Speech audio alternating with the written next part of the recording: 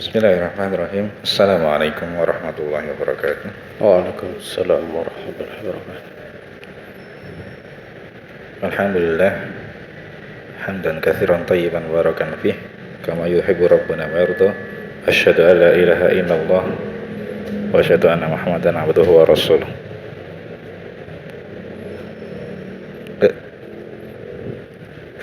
Para peserta kamus sayang, semoga dirahmati Allah Subhanahu wa taala dimanapun berada. Alhamdulillah, insyaallah di sore ini akan kita lanjutkan kembali kajian mengenai pendidikan anak yang disarikan dari kitab Al-Jami' fi Ahkam wa Adab Sibyan yang akan disampaikan oleh beliau Al-Ustaz Abu Idris Enggar Suprantoro hafizahullah taala. Dan alhamdulillah telah hadir bersama kita Ustaz Abu Idris Enggar Suprantoro hafizahullah. Untuk itu kepada beliau kami persilahkan. Tafadhol ya Ustaz.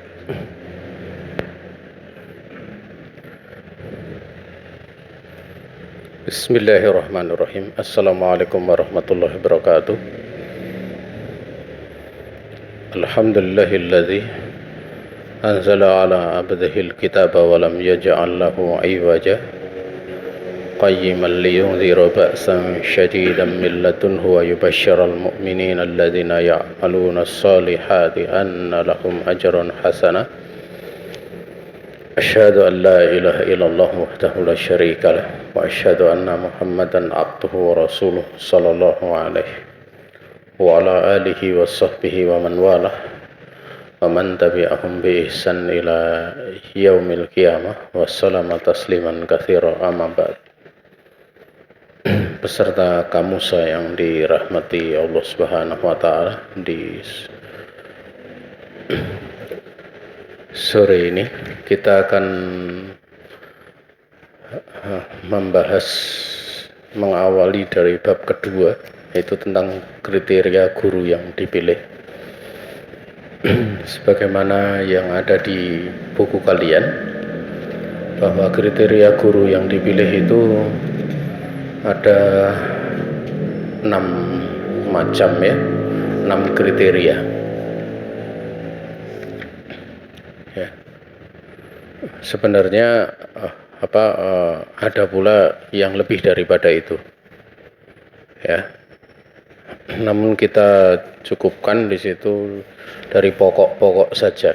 Ya, karena sebenarnya syarat-syarat yang lainnya itu sudah tercakup di dalam syarat pokok lainnya. Kalau di dalam kitabnya Syekh Muhammad Jamil Zainu rahimahullah ta'ala, itu syarat seorang pengajar yang sukses itu ada 9 ya. Ada 9. Tapi di sini kita pilihkan tidak semua saja ya. Kita pilih yang pokok-pokok saja, disesuaikan dengan materi yang ada di dalam kitab Al-Jami' fi Ahkam wa Adab Sibyan. Syarat pertama, dan ini itu mendasar, yaitu adalah dari kalangan ahli sunnah ya. Artinya kalau dari kalangan ahli sunnah itu bukan dari kalangan ahlul bid'ah, kan gitu. Dan kita mesti tahu ahli sunnah itu siapa gitu. Ahli sunnah itu mempunyai makna 2. Satu makna umum ya. Yang pertama adalah ahli sunnah dalam makna umum, sebagaimana dijelaskan oleh para ulama, yaitu adalah selain Syiah, yaitu Syiah Rafidhah maksudnya. Selain Syiah itu ahli sunnah. Tetapi ahli sunnah dalam makna khusus itu adalah orang-orang yang memang memahami agama ini berdasarkan Al-Quran Sunnah dengan pemahaman Rasulullah Sallallahu Alaihi Wasallam dan para sahabatnya. Ya, itulah ahli sunnah. Ya, dikarenakan Nabi alaihi salatu wassalam pada waktu menyebutkan ya di dalam beberapa riwayat, salah satunya adalah tentang terpecahnya Yahudi ya, yang menjadi 71 golongan, kemudian Nasrani menjadi 72 golongan ya, yaitu sintai wa sabiina firqatan. Kemudian umatku sataftariku ummati ala salasin wa sabiina firqatan. Sementara umat Rasulullah itu 73 ya, dari 71, 72, 73 gitu. Maka Nabi di dalam riwayat Imam Tirmidzi mengatakan kuluha finnar ila wahidah. Semuanya masuk neraka kecuali satu. Ya. Maka para sahabat itu cerdas ya, di dalam bertanya itu tidak bertanya mana yang 72, tapi beliau bertanya yang satu itu yang mana ya? Siapakah yang satu? Ya Rasulullah. Dalam sebagian riwayat satu itu disebut wahya al-jamaah. Maka para sahabat pun bertanya, ya jamaah itu siapa gitu? Wa manil jama'atu ya Rasulullah. Maka Rasulullah menjawab, ya, ma'ana alaihil yaum wa ashabi. Jadi yang satu itu adalah perkara-perkara yang saat ini aku berada di atasnya dan para sahabatku.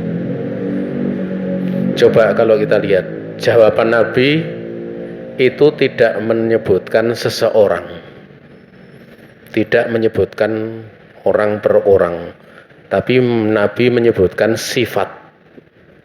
Sifat artinya siapapun orangnya yang bersifat dengan sifat ini berarti dia ahli sunnah.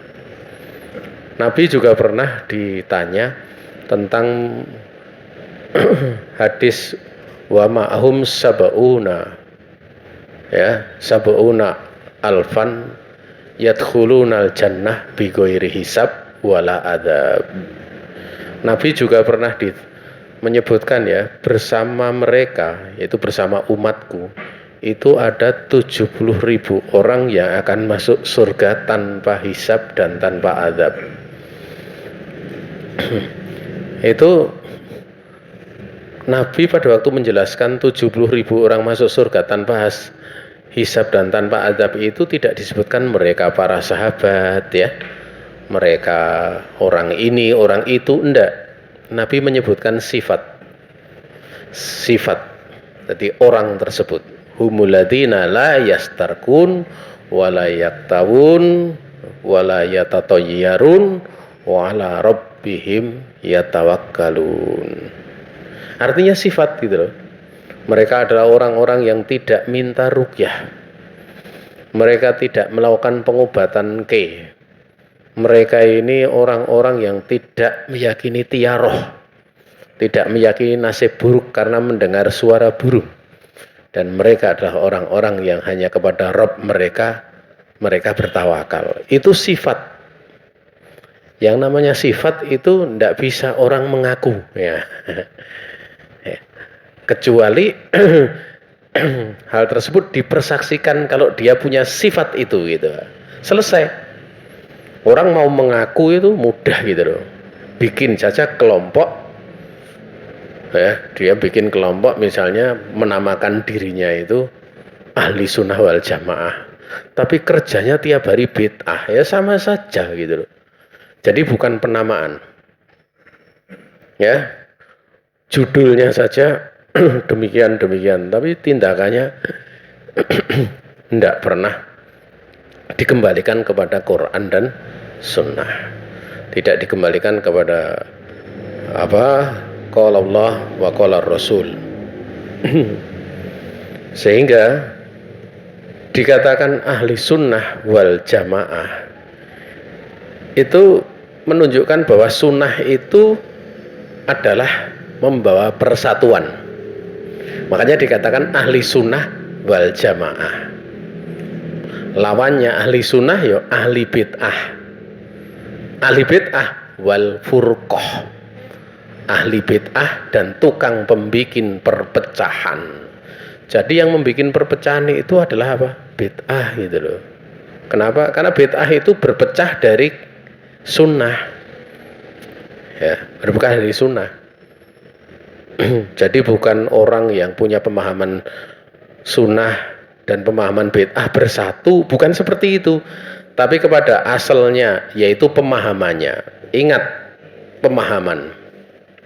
Karena kalau orang itu misalnya A sama B, ya, A sama B, yang satu melakukan apa? Melakukan zina, yang satu tidak melakukan zina. A melakukan zina, B tidak melakukan zina. Tapi A itu masih meyakini zina haram dan B masih meyakini zina haram. Itu tetap bersatu namanya, karena pemahamannya sama. A melakukan zina, B tidak melakukan zina. Kedua-duanya meyakini zina haram. Kalau yang berzina belum menikah dicambuk 100 kali, kalau sudah menikah dirajam. Semua pemahamannya sama, itu bersatu namanya. Itu bersatu walaupun yang satu berzina. Makanya yang berzina karena dia tahu kalau itu, dia yakini kalau itu haram, ya kalau dia tertangkap atau dilaporkan di hadapan apa namanya? Qadhi, ya. Di hadapan Qadhi, dia dihukum menerima. Itu dua-duanya masih ahli sunnah. Ini mesti dipahami supaya orang nggak salah gitu loh. Tapi kalau misalnya yang satu berzina masih meyakini zina haram, yang satu itu nggak pernah berzina, tapi yang satunya meyakini zina itu halal. Ini yang mengatakan zina halal itu sudah keluar dari ahli sunnah walaupun dia tidak pernah berzina. Apalagi sering berzina, nggak usah ditanya. Artinya kalau dia meyakini zina itu halal walaupun tidak pernah berzina sekalipun, tetap dia bukan ahli sunnah. Pahami baik-baik supaya orang tidak bingung, ya. Karena kadang orang meyakini ahli sunnah itu dari pribadi orang, bukan dari pemahaman. Makanya di zaman Nabi itu dulu ada seorang sahabat yang kalau didatangkan di hadapan Nabi itu dalam keadaan mabuk itu dijilid 40 kali, besok lagi mabuk lagi gitu loh, dijilid 40 kali gitu loh. Pada saat dijilid, didatangkan dalam kondisi mabuk itu, ada seorang sahabat mencela. Maka Nabi bersabda, la tasubbuhu fa innahu yuhibbuhullaha wa rasulahu. Ya, kalian itu jangan mencela dia. Dia itu orang yang cinta Allah dan Rasulnya. Loh, kok bisa sering mabuk kok cinta Allah dan Rasulnya? Karena dia meyakini mabuk itu haram, sehingga kalau dihukum Nabi pada saat mabuk nerima, nggak ngeyel, ya, nggak ngeyel, ya. Juga kisah seorang wanita Gomidiyah. Wanita Gomidiyah itu dia ceritanya hamil berzina, padahal dia sudah punya suami, sudah pernah menikah dengan menikah yang sahih. Datang kepada Nabi pengen dirajam, tapi Nabi udah nanti lahiran dulu, datang lagi susui dulu sampai 2 tahun sampai kemudian dirajam. Pada saat dirajam itu kan darahnya itu ngenai salah satu pakaian seorang sahabat. Wah, dia mencak-mencak gitu loh. Maka Nabi menegur, ya, beliau mengatakan jangan kamu cela wanita ini. Tobatnya wanita ini bisa untuk tobatnya orang satu kampung. Nabi katakan dalam riwayat yang lain bisa untuk tobatnya 70 orang. Satu orang tobat saja udah hebat. Ini 70 orang. Artinya walaupun dia berzina, ya, tetapi dia itu ahlu sunnah. Nah, kalau orang masuk ahli sunnah kok berzina, lah ini orang nggak paham tentang pemahaman. Ya, orang nggak paham. Makanya mesti kembalikan ahli sunnah itu orang yang berpemahaman. Adapun kalau terjatuh pada kesalahan, setiap orang mesti salah. Ya, setiap orang mesti salah. Apa ada yang maksum? Tidak percaya gitu. Yang maksum itu hanya Nabi. Maksum saja itu maksum dalam catatan ada kesalahan diampuni oleh Allah yang dahulu maupun yang akan datang. Makanya dahulu para sahabat yang dia menerima pemahaman Nabi dengan risiko diginikan, mereka ahli sunnah semua. Ya, ahli sunnah semua. Tapi kalian lihat ya, ada 3 orang laki-laki. Satu mengatakan usolli wala anam, yang kedua mengatakan asumu wala uftir, yang ketiga mengatakan wala atazawajun nisa. 3 orang hebat-hebat omongannya. Saya sholat malam dan nggak akan tidur. Wah, wala anam. Ya. Yang kedua mengatakan saya akan puasa dan tidak akan berbuka. Puasanya ngebleng. Puasanya itu puasa sepanjang masa. Ya. Yang ketiga mengatakan aku nggak akan menikahi wanita, nggak akan. Dalam rangka untuk apa? Sibuk ibadah. Ini kan kalau kita sholat malam itu hukumnya apa? Sunat. Sholat malam itu hukumnya sunat. Puasa selain puasa Ramadan hukumnya apa? Sunat. Orang sibuk ibadah sampai nggak menikah. Sibuk ibadah itu kan ada ibadah yang wajib, ada ibadah yang sunat, kan gitu kan? Tetapi ketiganya itu melampaui batasan sunnah, melampaui batasan Nabi, bikin aturan sendiri. Maka Nabi sampai mengatakan ya, celaan. Beliau sampai mencerca. Ya. Mencerca. Itu menunjukkan apa? Menunjukkan bahwa orang walaupun ibadahnya kuatnya kayak apa, tapi kalau pemahamannya meletro, pemahamannya sesat, ya tetap bukan ahli sunnah. Khawarij itu ya, kalau diterangkan bacaan Qur'annya sahabat kalah. Orang-orang Khawarij bacaan Qur'annya luar biasa, puasanya para sahabat kalah, sholatnya para sahabat kalah. Tetapi mereka dikatakan oleh Nabi hum kilabu jahannam, hum sirarul khalqi, ya. Tahta atau hum sirarul qotla tahta adimis sama. Au kama qala Rasul, dikatakan oleh Nabi mereka itu sejelek-jelek, mereka dikatakan anjing-anjing neraka. Pertama, dikatakan mereka itu sejelek-jelek makhluk di kolong bumi atau di kolong langit, maksudnya kolong langit itu masih ada di muka bumi ini. Sejelek-jeleknya, padahal bacaan Qur'annya luar biasa. Kenapa? Karena mereka mengkafirkan pelaku dosa besar. Jadi kalau ada orang melakukan pelaku dosa besar, dikit-dikit kafir. Ya, dikit-dikit kafir. Itu pentingnya seorang belajar fikih dan belajar akidah. Ya. Karena mengkafirkan pelaku dosa besar, lama-lama lihat penguasa, waduh penguasa kok nerapkan hukum ini itu, akhirnya penguasanya dikafirkan. Lama-lama kalau udah dikafirkan itu mereka memberontak itu. Misalnya kayak gitu. Ingat ya, orang memberontak pemerintah itu ada 2 keadaan. Yang pertama, keadaannya dia memberontak dalam keadaan meyakini pemerintah masih Muslim. Nah, itu yang dilakukan oleh orang-orang yang membunuh Utsman bin Affan. Orang-orang yang bunuh Utsman bin Affan itu masih meyakini Utsman Muslim, belum sampai mengkafirkan. Itu para pemberontak. Hukumnya tetap mereka mesti diperangi, ya, diperangi. Bahkan Nabi merintahkan kalau kalian itu bersatu di atas kepemimpinan satu pemimpin, kemudian ada yang lain yang ingin mengoyak kepemimpinan tersebut, maka bunuhlah yang kedua, bunuhlah yang lain.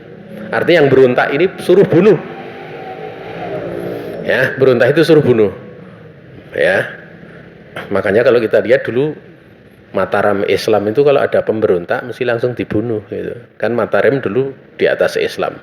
Memang Mataram Islam itu bukan Mataram yang dulu gitu. Ada pemberontak sikat, karena memang itu sesuai dengan syariat Islam.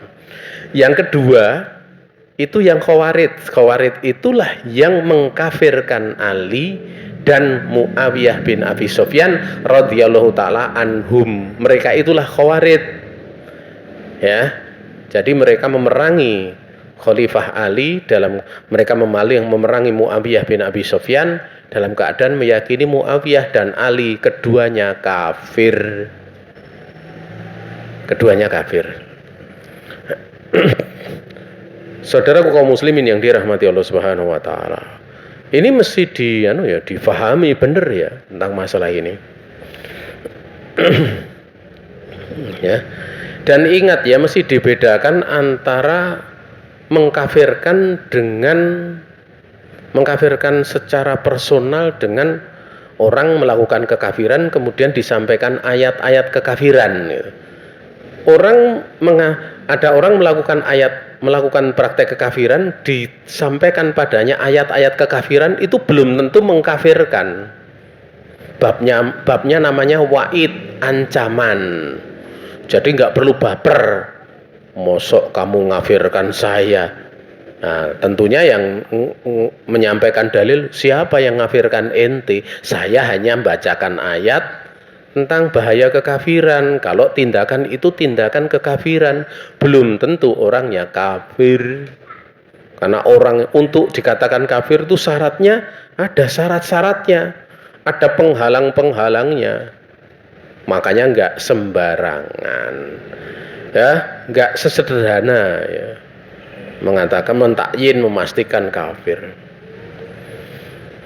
Jamaah yang dirahmati Allah Subhanahu wa taala, ya, kenapa dikatakan jamaah itu adalah ma'ana alaihil yaum wa ashabi, perkara yang saat ini aku dan para sahabatku berada di atasnya.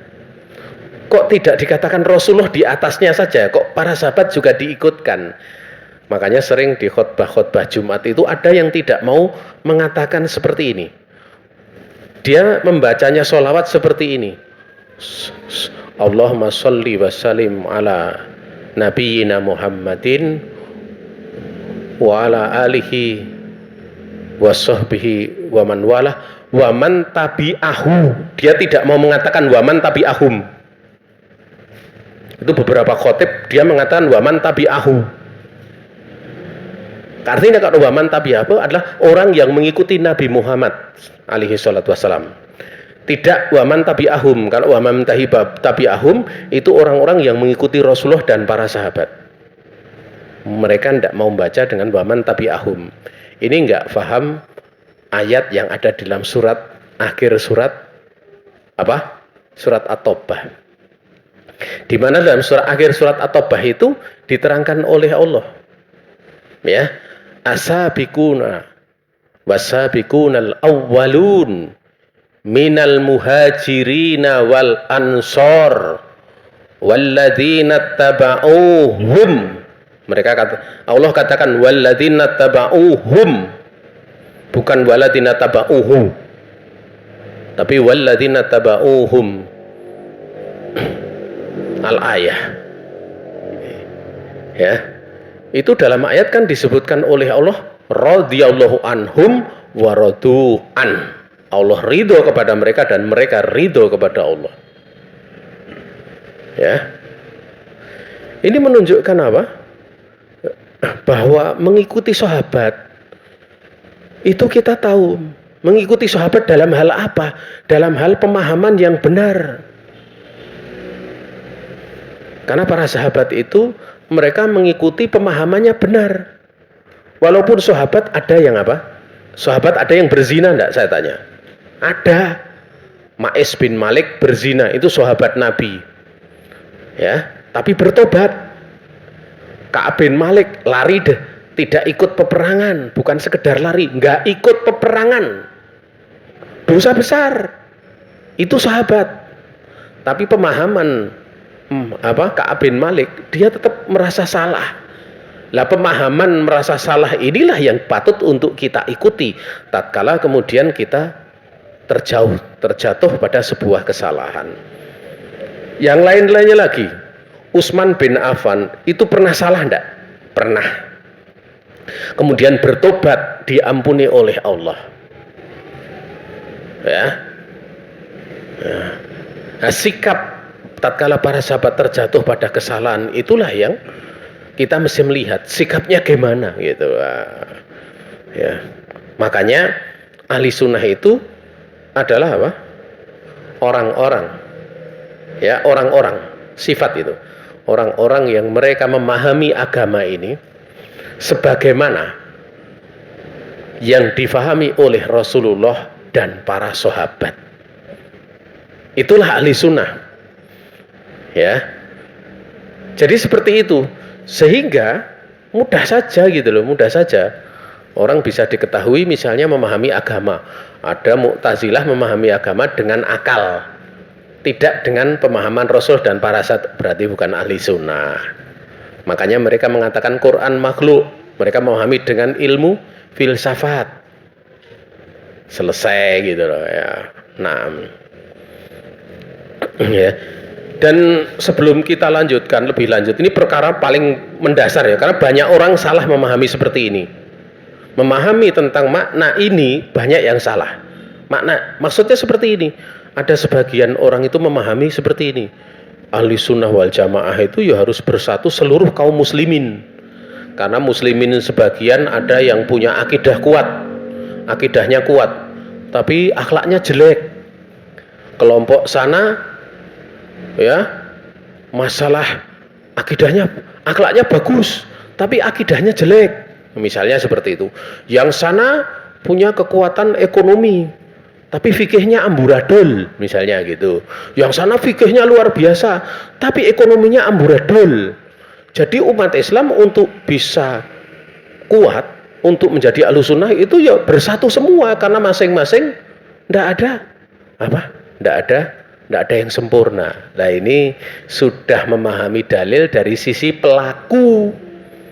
Jadi memahami agama dari sisi pelaku. Berarti dari situ kan kita bisa memahami, oh berarti kelompok yang akidahnya kuat tapi akhlaknya jelek, ini bukan ahli sunnah.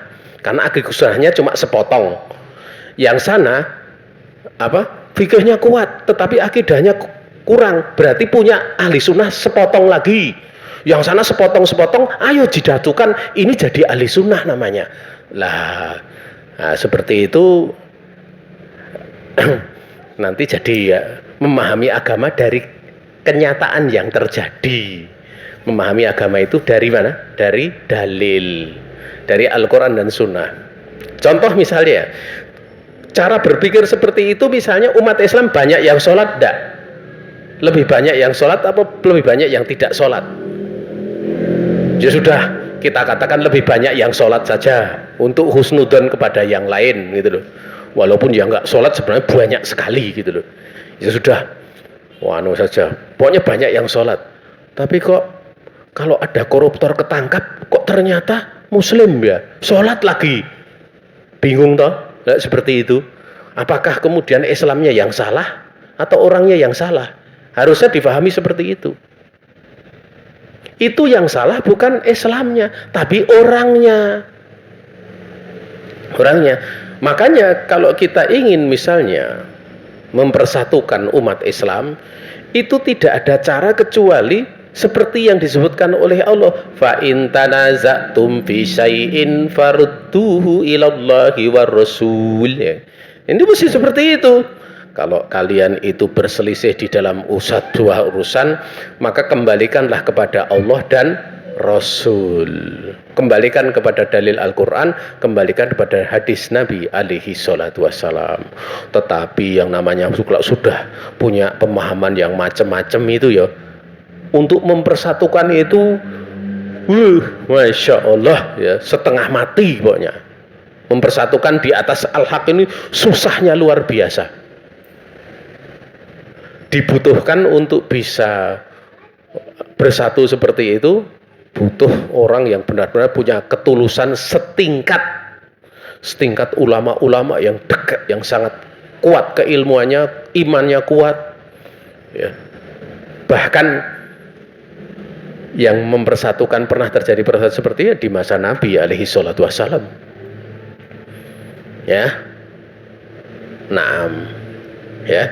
Sekarang Bapak Ibu dan teman-teman semua peserta kajian Kamusa, coba saya tanya, kalau misalnya ada orang meninggal punya ahli waris tuh, belum dibagi warisannya, keburu yang punya ahli waris meninggal lagi kan, punya anak-anak belum dibagi, coba mau bikin persatuan, kalau bisa 5 hari saja selesai, saya acungi jempol 10 kalau saya punya jempol 10.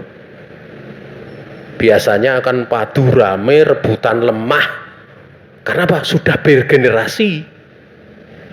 Wong enggak bergenerasi saja, cuma ini saudara saja, saudara kandung, belum bergenerasi ya. Ini saja bisa padu rame, rebutan bondo. Apa meneh tentang pemahaman agama yang sudah sejak zaman Nabi 14 abad yang lalu mau dibawa bersatu seperti zaman Nabi. Masya Allah, butuh kesabaran. Kalau mau lihat kenyataan, poin kepalanya pusing. Tapi kita yakin bahwa tatkala kita mau membawa pada persatuan di atas al-haq, itu nggak usah lihat hasil. Kalau lihat hasil capek. Tapi fokus kita ibadah, fokus kita apa? Menyebarkan Al-Quran, demikian pula sunnah Rasul alaihi salatu wassalam. Orang mau mencela begini begitu, itu urusan kalian yang mencela, nggak ada urusan itu. Kayak gitu enak, jadi nggak usah tengok sana, nggak usah tengok situ, lurus. Makanya Ibnu Mas'ud dulu pernah mengatakan seperti ini, ya, wa in kunta wahdaka alal haqqi fa antal jamaah. Kalau kamu itu bersendirian, andaikan kamu itu bersendirian di atas kebenaran, kamu itu jamaah, kamu itu ahli sunnah wal jamaah. Ya, walaupun kamu sendirian. Makanya ahli al-jamaah itu diterangkan oleh para ulama 2 makna. Pertama, makna al-haq, kebenaran. Kebenaran itu siapa? Ma'ana alaihil yaum wa ashabi, ini yang pertama. Yang kedua, makna al-jamaah itu adalah bersama dengan pemerintah yang sah. Ya, makanya Nabi pada saat ada perpecahan, pada saat ada perselisihan, kan sudah dikabarkan oleh Nabi. Anas bin Malik, Hudzaifah ibnul Yaman, dan sahabat pernah bertanya, ya Rasulullah, kalau besok saya mendapati zaman seperti itu, in adrokani dzalika, jika aku mendapati hal seperti itu, apa yang mesti aku lakukan? Itu pertanyaan siapa? Pertanyaan dari sahabat. Karena besok akan ada masa seperti ini. Maka Nabi cuma menasihati, talzamu jama'atal muslimin ma'a imamihim. Kamu lazimi jamaah kaum muslimin bersama pemimpinnya. Yang namanya imam itu presiden ya imam, ya, mau perdana menteri ya imam, mau khalifah ya imam, dimana pokoknya bersama jamaah kaum muslimin. Ya, makanya kalau ada program-program pemerintah yang bagus itu didukung. Ya, adapun kalau yang kurang bagus, caranya gimana? Dinasehati sembunyi-sembunyi, jangan diobral ke sana kemari, nanti jamaah kaum muslimin akan robek. Jamaah itu akan menjadi robek. Yang satu mengatakan demikian, satu mengatakan demikian, ya. Ya, wallahu taala a'lam. Kemudian di situ Rasulullah SAW bersabda, ya, al-mar'u ala dini khalilihi, fal yangdur ahadukum man yukhalil. Nabi bersabda, agama seseorang itu menurut teman dekatnya. Teman dekatnya siapa? Maka hendaklah salah satu dari kalian itu memperhatikan kepada siapa dia berteman.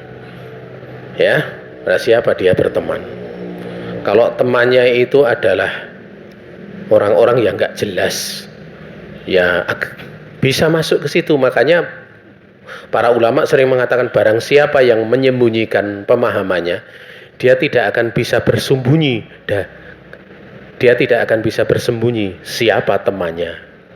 Artinya apa? Dia bisa menyembunyikan pemahamannya. Mungkin pemahamannya nyeleneh, dia bisa sembunyi. Tapi dia tidak akan bisa menyembunyikan siapa temannya. Kalau temannya adalah orang-orang yang lurus, dia insya Allah lurus. Kalau temannya orang-orang yang yang menyimpang, ya maka dia mesti ada terpengaruh dengannya. Walaupun bisa jadi dia punya teman itu untuk menasihati, menegur, ya, tapi ingat ya, Allah itu maha tahu ketulusan seseorang. Ada seorang ulama dulu, yaitu Imran bin Hatib atau Imran bin Hiton, bukan Huwanati, Imran bin Hiton. Itu dia itu tertarik dengan seorang wanita. Wanitanya cantik luar biasa. Dia ingin menikahi wanita. Wanita itu wanita Khawarij yang mengkafirkan kaum muslimin. Akhirnya dia nikah. Pengennya nasihati, tapi malah ternasihati. Akhirnya dia malah justru menjadi Khawarij. Menjadi Khawarij, katut bojone mergane le nikah ki pengen mergo ayune gitu. Ya, orang menikah karena cantik itu udah kelihatan sebenarnya dia bukan karena agama, tapi karena cantik, selesai gitu. Padahal agama itu menjadi ukuran pertama. Adapun adanya cantik, kaya, ya, kemudian apalagi punya nasab, itu sifatnya mengikut saja, mengikut saja. Makanya ada sebuah kaidah seperti ini. Yasbutu tab'an ma la yasbutu istiqlalan. Sesuatu yang sifatnya mengikuti, sesuatu yang sifatnya kalau bersendirian itu ndak boleh, ndak berlaku. Tapi kalau diikutkan menjadi pengikut, dia menjadi boleh gitu loh. Ya. Maknanya seperti ini. Jualan, misalnya jualan sabun daya gitu. Jualan sabun daya itu boleh ndak? Hukumnya boleh. Tapi di situ ada fotonya wanita cantik nggak pakai jilbab. Nah, dodol dia jual sabun daya itu hukumnya apa? Boleh ndak? Boleh. Loh, ini kan ada wanita jilbab, ndak jilbaban, cantik lagi. Lah itu. Ya, itu cara ngukumi tadi yasbutu tab'an malah yasbutu istiqlalan. Ayo diplester gitu lah. Ya. Tur mosok ya gambar kok tertarik gitu. Wong di rumah sudah ada istrinya yang nyata, cuma gambar gitu. Ya, tapi yang jelas itu adalah kemungkaran ya, namanya kemungkaran, ya, plester aja. Tapi kalau tidak mampu tutup aja, yang ditampakkan yang kecil saja. Jadi bagian sabun dayanya itu dibalik. Dibalik yang belakangnya itu. Ya, belakangnya. Jadi yang ditampakkan bukan yang pas wujud wanita yang cantik tadi. Wallahu ta'ala alam. Saudaraku kaum muslimin yang dirahmati Allah Subhanahu wa taala, setelah kita memahami ya tentang masalah ini ya, tentang ahli sunnah, sekarang kita lihat lawannya. Ini pembahasan penting sehingga saya khususkan agak panjang. Ya, agak panjang. Ya, lawannya kan ahlul bid'ah dan furqah. Ahli bid'ah itu tukang pembikin perpecahan. Contoh, tak kasih contoh yang mudah saja. Agama itu kan satu, sudah ada aturannya. Karena bikin bid'ah ada aturan baru dah. Mesti dia akan menyempal dari aturan yang satu tadi. Bikin acara sendiri. Di tengah umat juga membuat perpecahan. Yang satu pakai sholawat Ibrahimiyah. Allahumma sholli ala Muhammad wa ala ali Muhammad kama shollaita ala Ibrahim wa ala ali Ibrahim barik ala Muhammad wa ala ali Muhammad kama barakta ala Ibrahim wa ala ali Ibrahim innaka Hamidum Majid. Yang satu bikin, wah itu sholawatnya kurang mantep gitu, tak bikin saja gitu. Akhirnya dibikin sholawatnya itu sampai sholawat yang gulu, punya pengikut. Nah ini akhirnya manusia sebagian mengamalkan sholawat Ibrahimiyah, yang satu mengamalkan sholawat lainnya kelompok bikin lagi, sampai yang mengamalkan sholawat Ibrahimiyah itu satu orang, tapi kelompok yang mengamalkan sholawat selain Ibrahimiyah itu malah justru jumlahnya ratusan ribu. Lah satu orang ini tetap jamaah, yang lain yang banyak orang itulah tukang pembikin perpecahan, bukan persatuan. Itu yang harus difahami supaya orang nggak salah gitu loh. Ya, malah kadang setelah sholawat itu nggak diamalkan, itu satu orang itu tukang pembikin perpecahan itu, malah dituduh tukang pembikin perpecahan, padahal dirinya sendiri yang bikin perpecahan. Itu contoh-contoh mudah gitu loh. Contoh-contoh mudah di dalam memahami seperti itu supaya tidak salah. Makanya kalau kita tahu tentang ahli sunnah seperti ini, kita nggak perlu sibuk ya dengan menisbatkan ini itu. Makanya Syekh Utsaimin itu sering menyebutkan ya bahwa ahli sunnah kalau dibahasakan pemahaman Rasul dan para sahabat itu kan pemahaman yang nisbatnya kepada salaf pendahulu. Maka beliau mengatakan bahwa salafi ataupun ahli sunnah itu bukanlah sekelompok orang yang menamakan dirinya salafi. Ya, makanya beliau kalau khotbah itu ya wahai saudaraku kaum muslimin, karena seluruh kaum muslimin itu hukum asalnya ahli sunnah, tidak akan dikeluarkan dari ahli sunnah kecuali setelah nampak penyimpangan. Bukan pikirannya dibalik, salafi sing seragame kaya ngono kae, pakaiannya kayak gitu itu berarti salafi. Nggak seperti itu. Asal dari seluruh kaum muslimin itu salafi. Ya, mau yang dia itu jilbabnya kecil, mau yang kemudian jilbabnya besar, mau yang pakai cadar ataupun tidak, semua asal ahlu sunnah. Ya kita memberikan udzur yang jilbabnya kecil karena belum mampu, bukan menolak, atau bisa jadi karena nggak paham, belum paham, macam-macam kemungkinannya gitu loh. Jadi kalau sudah seperti itu, nanti di dalam dia memahami agama itu bukan menjadi eksklusif. Mesti pemahaman agamanya nggak akan jadi eksklusif, tapi pemahamannya itu akan menjadikan apa? Dia itu bagian dari kaum muslimin yang ada. Ya, sehingga kalau sudah seperti itu nanti mudah memuliakan tetangganya, karena meyakini tetangganya itu juga ahli sunnah gitu. Loh, kamu walaupun mungkin awam kurang ilmu, tetapi awamnya kurang ilmunya itu tidak mengeluarkan dari ahli sunnah. Tapi kalau sudah seperti itu, wah mau bantu nggak maulah, itu bukan sunni salafi, ya repot seperti itu kayak itu. Sampai ada seorang pengusaha itu kalau disuruh bantu masjid, masya Allah, dari daerah lain keluar puluhan juta, tapi giliran masjid di kampungnya 1 juta aja susah keluarnya, 500.000. Waktu ditanya kenapa, wah nanti untuk acara ini itu, oh dia orang nggak paham seperti ini. Akhirnya apa?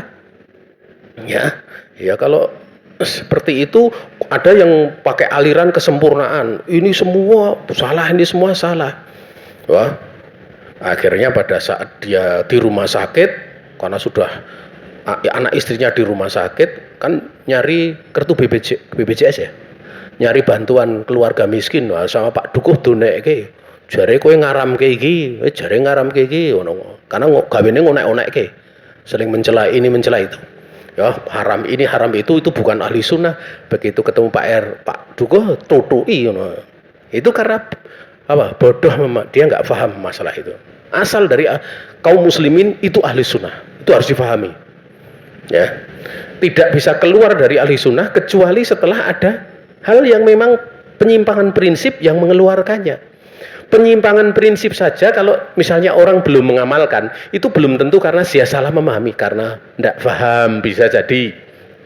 Ya, bisa jadi kesalahan takwil bisa jadi.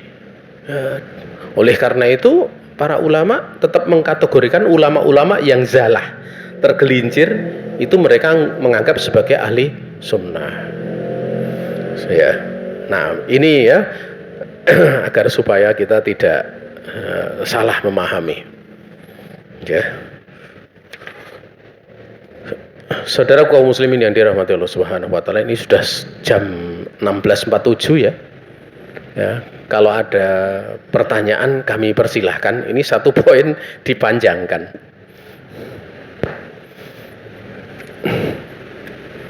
Baik, kami ucapkan jazakumullahu khairan kepada Ustadzuna Abid Istighfar Suprantara Hafizullah atas ilmu yang telah disampaikan.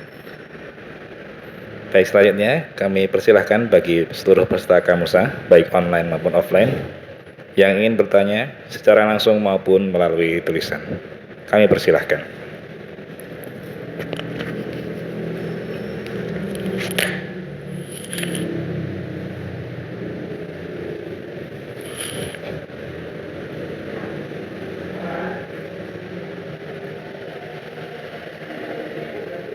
Ada pertanyaan?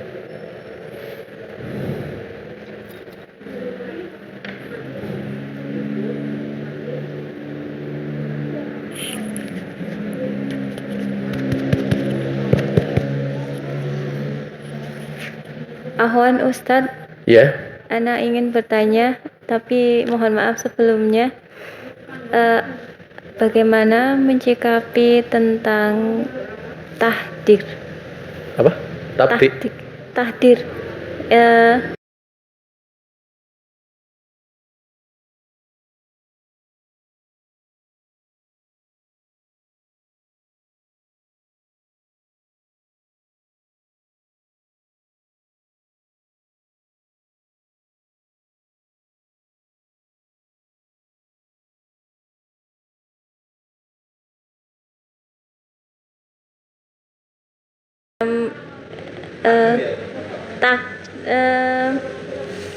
Semacam kayak pengecap, dicap suatu yang tahdik apa tahdir, Ana nggak Tafsik, tabdi, menuduh Iya. ahli bid'ah gitu ya. penuduh, kayak ada hal yang semacam kayak sama-sama ahli sunnah tapi ditahdir. Nah itu Oh, iya, takdir, takdir. Ahwan Ustadz. Takdir ya? Oh, takdir gitu loh. Masya Allah. Nah, tentang masalah tahdir. Tahdir itu bagian daripada bentuk nahi mungkar. Ya. Dan tahdir itu bisa dalam bentuk disebutkan orangnya, bisa pula dalam bentuk umum, tidak disebutkan orangnya. Dan Nabi alaihi salatu wassalam di dalam kebanyakan dalil, dalam kebanyakan tahdirnya itu beliau menyebutkan tanpa menyebutkan orangnya dalam kebanyakan apa yang beliau sampaikan. Ya, coba 3 orang lelaki yang ditahdir oleh Nabi itu disebut namanya enggak, tatanya di dalam hadis? Enggak ada yang kenal namanya. Dan Nabi kemudian menyebutkan secara umum dengan lafadz waman rogiba an sunnati falaisa minni. Bukan orang tersebut, kamu bukan golonganku. Tapi beliau mengatakan barang siapa yang benci kepada sunnahku, dia bukan golonganku. Umum. Dan ini dijadikan sebagai sebuah kaidah ya, atau di dalam, bukan sebuah kaidah, dijadikan sebagai sebuah nasihat oleh sebagian ulama kita pada saat mentahdir, hendaknya nggak sebut nama, nggak usah sebut nama ya. Karena dengan tidak disebut nama itu akan berlaku keumuman pemahaman, semua akan tercakup ya. Boleh disebut nama dalam kondisi-kondisi tertentu ya, ada yang mendesak. Contohnya rawi hadis. Rawi hadis itu kalau pendusta ya sebut pendusta ya, atau orang yang memang sudah dikenal dengan kejelekannya tersebut, sehingga manakala disebut pun tidak ada masalah, ya, tidak ada masalah. Dan kita tahu bahwa tahdzir itu kan yang menjadi maksud adalah untuk menguatkan amar ma'rufnya. Nahi mungkar itu untuk menguatkan amar ma'ruf agar supaya kemungkarnya ditinggalkan, ma'ruf yang dilakukan, kan itu yang dimaksudkan. Sehingga orang yang ditahdzir diharapkan rujuk kepada kebenaran. Maka tentang pembahasan seperti ini, tahdzir ini itu mesti dipertimbangkan yang dinamakan dengan maslahah. Maslahah, ya, maslahah. Ada patokan di dalam ingkarul mungkar, dawabit ingkarul mungkar. Patokan dalam ingkar mungkar itu kan pertama, kalau diingkari kemungkarannya hilang atau berkurang, hukumnya apa? Wajib mengingkari. Kalau diingkari kok terjadi kemungkaran lebih besar, hukumnya haram diingkari, gitu. Ketiga, kalau diingkari kok kemudian timbul kemungkaran yang semisalnya, itu fi mahal ijtihad, boleh dilakukan, boleh tidak, dilihat korinahnya. Nah, sehingga tahdzir masuk dalam bab ini. Artinya kalau habis ditahdzir kok malah kemungkarannya lebih, malah kemudian kemungkinan menjadi membesar, malah justru yang mentahdzir jadi ditahdzir orang sak kampung. Nah, ini bukan namanya maslahah, tapi justru mafsadat, ya. Dan tidak membicarakan kemungkaran karena, atau tidak mengingkari kemungkaran, atau belum mengingkari kemungkaran karena pertimbangan maslahah itu diperbolehkan, ya. Kita ingat kisah Nabi mengingkari orang kencing di masjid. Kencing di masjid itu kalau harusnya diingkari langsung atau enggak? Harusnya kan langsung, ngotori masjid kok, gitu. Tapi kalau diingkari langsung digertak, kira-kira kencingnya pindah atau malah tetap di situ? Mesti akan pindah. Lampir lari-lari, kencingnya masih keluar, bajunya juga kena kencing, lantainya kena kencing, banyak. Kira-kira kalau membersihkan lebih susah enggak? Lebih susah. Maka waktu ada Arabi kencing di masjid itu, Nabi melihat sahabat ingin mengingkari, Nabi mengatakan apa? Biarkan dulu, biarkan dulu. Apa Nabi kemudian diam dari kemungkaran? Enggak, tapi cari waktu yang tepat. Ya, cari waktu yang tepat. Coba apalagi kalau kalian, ya, kita bisnis sama orang Katolik atau kata Kristen. Apa pada waktu kita mau beli beras, kamu itu kok Trinitas begini-begini, rasido tuku, gitu loh. Mesti nggak jadi tuku, mesti marah-marahan, gitu loh.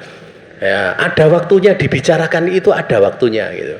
Nah, termasuk seperti tadi, Nabi memberikan peringatan untuk sahabat jangan menggertak ini lelaki ini. Setelah selesai, Nabi minta coba ambilkan air, diguyur. Begitu diguyur baru dinasehati, gitu. Dinasehati. Makanya terkadang, ya, terkadang kalau lihat seperti itu, ya, itu ada keadaan di mana hal yang kurang afdol itu bisa menjadi afdol karena pertimbangan maslahah dan mafsadat.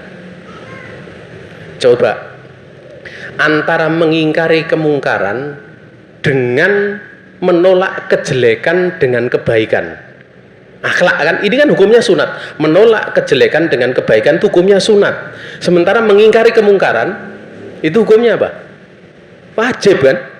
Wajib, fardu kifayah minimalnya. Fardu kifayah, bagi orang yang mampu fardu ain. Tetapi terkadang kalau diingkari malah nggak selesai-selesai. Tapi kalau ditolak malah dia sadar. Nah, kalau ditolak dengan cara baik dia sadar. Akhirnya apa? Justru kemungkarannya bisa hilang karena sebab perkara yang mafdul, yang kurang utama, yaitu hukumnya sunat. ini kadang ya tidak berlaku. Makanya di dalam mentahdir itu nggak sembarangan gitu loh, nggak sembarangan.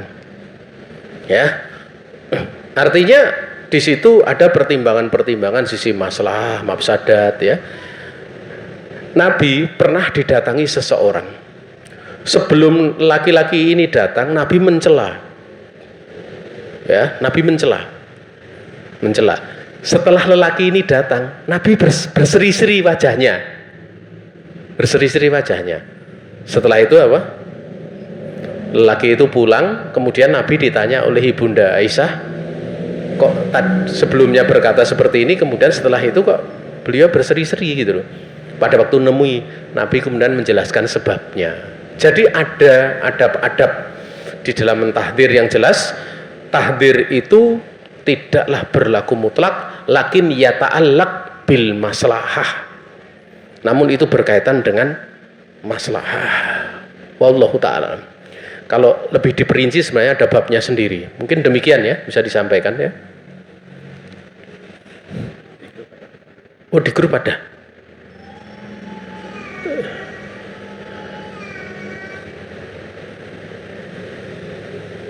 Enggak ada tuh. Belum masuk ya?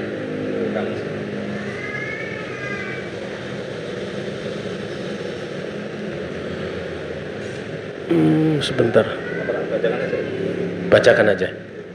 Di sini enggak ada ya? Tes. Ya. Baik, ada pertanyaan di grup Ustaz.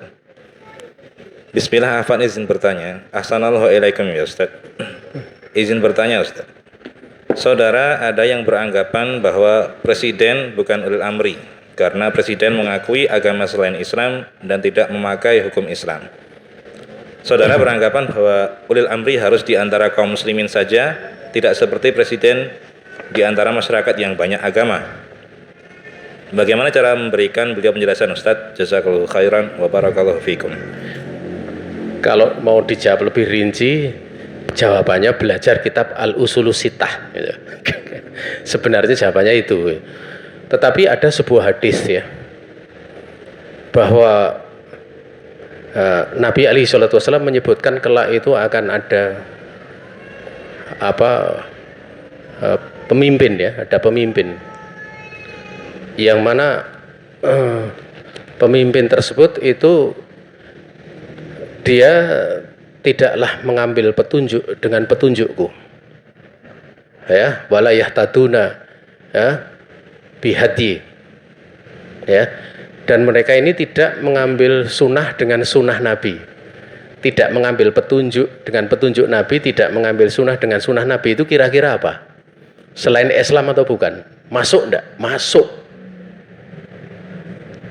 Ya, kemudian Nabi menyebutkan di tengah mereka itu ada beberapa orang yang hati mereka kulubu syayatin fi jusmani ibni Adam. Di tengah mereka itu ada orang-orang yang hati mereka seperti hati setan. Hati setan. Ya, yang berada pada tubuh Bani Adam. Ya. Tatkala Nabi menyebutkan seperti ini, kemudian sahabat itu bertanya, bagaimana sikapnya? Nabi tetap mengatakan isbiru, bersabarlah. Nabi tetap merintahkan untuk bersabar. Di dalam riwayat yang lain itu tatkala Anas bertanya, juga beliau menganjurkan isbiru hatta talqauli ala lahuti. Dengan adanya pemimpin-pemimpin yang dolim. Yang namanya pemimpin dolim itu kan mesti pemimpin yang tidak, ya. Di situ disebutkan tidak mengambil petunjuk Nabi, tidak mengambil sunnah Nabi, berarti kan mengambil selainnya. Tidak, ini mengambil selainnya. Bahkan para ulama waktu itu banyak yang dibunuh. Tapi pesan Nabi tetap untuk bersabar. Kemudian di dalam fikih bahwa kepemimpinan sah itu ada beberapa cara. Pertama, kepemimpinan itu dengan cara dibaiat oleh ahlul halli wal aqdi. Seperti siapa? Abu Bakar As-Siddiq radhiyallahu ta'ala anhu. Ini yang pertama. yang kemudian menjadi khilafah.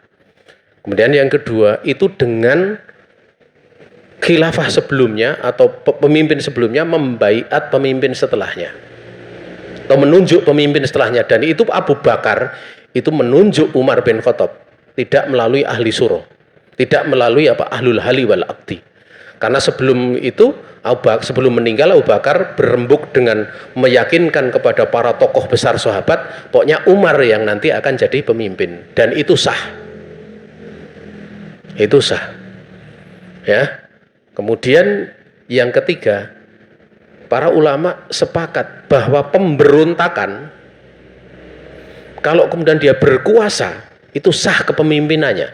Pemberontakan itu hukumnya apa? Haram atau halal? Haram. Tapi kepemimpinannya sah enggak? Sah. Itu dijelaskan oleh para ulama. Pemberontakan yang sampai menumpahkan darah itu saja sah kepemimpinannya. Maka berbagai macam kepemimpinan yang di situ pelanggarannya, terjadi pelanggaran, tapi kalau dia sudah jadi pemimpin adalah sah, termasuk yang terjadi saat ini. Dengan melalui pepilihan itu sah kepemimpinannya. Yang seperti itu kalau mau dijelaskan, belajar diterangkan dulu pembahasan seputar masalah usul fikih. Hukum di dalam usul fikih, pembahasan dalam usul fikih itu ada namanya hukum wat'i. Hukum wat'i. Hukum wat'i itu hukum yang berkaitan dengan nufud dan tidaknya sesuatu, berlaku dan tidaknya sesuatu. Saya contohkan demikian. Ya, di dalam pesta pernikahan itu kalau sering ada dipajang wanitanya nggak jilbaban gitu, kemudian diceluneh-celuneh kan, wah itu haram atau halal? Haram toh. Sanggulnya ada kasih sanggul, berarti kan tambahan apa? Rambut. Haram toh? Haramnya banyak sekali. Tapi kalau saya tanya, nikahnya sah enggak? Sah. Lah ini seorang dia nggak paham. Kalau misalnya presiden dipilih dengan seperti itu, sah enggak jadi presiden? Sah. Ini orang nggak paham tentang masalah tersebut. Dan kalau kita tanya, apakah kemudian pemimpin itu sah manakala kemudian hukum yang diterapkan mesti Islam? Itu enggak. Para ulama menyebutkan bahwa kalau pemimpin kemudian diterapkan hukum selain Islam, sebagaimana tadi Nabi menyebutkan untuk suruh sabar dengan selain petunjuk Nabi, selain sunnah Nabi, itu berarti kan bukan hukum Islam kan? Sah, tetap sah. Dan ingat, di zaman Nabi, waktu Nabi ada di Madinah, ada hukum selain Islam enggak, saya tanya? Ada. Orang Yahudi ada di sana, kalau ada orang berzina itu mukanya diceluneh-celuneh kemudian diarak, tidak dirajam. Tapi Nabi tahu kalau mereka menyembunyikan Taurat, ditanya, mana isi Tauratnya? Toh itu tidak menggugurkan apa? Daulah yang ditegakkan oleh Nabi. Di situ Nabi sudah ada di situ, dan Nabi waktu itu ada di Madinah berdampingan dengan orang Yahudi yang punya aturan beda, dan itu tidak menggugurkan adanya daulah apa? Yang dipimpin oleh Rasulullah alaihi salatu wassalam. Makanya jamaah yang dirahmati Allah Subhanahu wa taala ya, ya. Sahnya kepemimpinan, ya, sahnya apa dengan metode yang ketiga ini, seperti yang ada di negeri kita, di berbagai negeri, bahkan hampir seluruh dunia gitu, itu kepemimpinannya sah, ya. Dan kita kalau nggak mengakui kepemimpinan berarti kita sudah masuk bab bugot. Makanya kalau sudah bab bugot, udah kalau dia ditangkapi TNI, musuh yang nangkapi bukan polisi lagi, TNI, udah kita malah kalau perlu nunjukkan itu lurangnya gitu. Kan kayak seperti itu. Karena memang seperti itu akan merusak persatuan. Ya, akan merusak persatuan. Adapun berbagai kekurangan pada penguasa, itu ada caranya sendiri untuk menasihati. Diperbaiki. Ya, diperbaiki. Ya, kalau saudaranya itu ingin ya bisa melihat rekaman pembahasan usulusitah sebenarnya. Karena itu subhatnya enggak sedikit banyak itu. Mungkin demikian ya.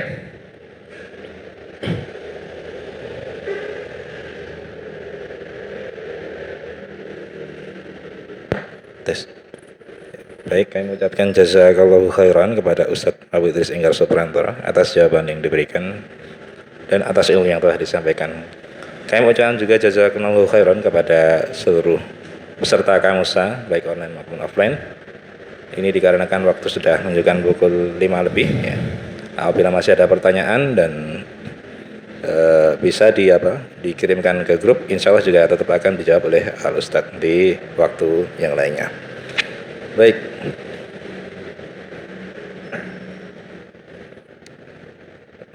Saya sebagai pembawa acara mohon maaf apabila ada salah-salah kata. Kita akhiri kajian atau taklim pada sore ini dengan doa kafaratul majlis. Subhanakallahumma wa bihamdik asyhadu an la ilaha illa anta astaghfiruka wa atubu ilaik. Wassalamualaikum warahmatullahi wabarakatuh. Waalaikumsalam warahmatullahi wabarakatuh.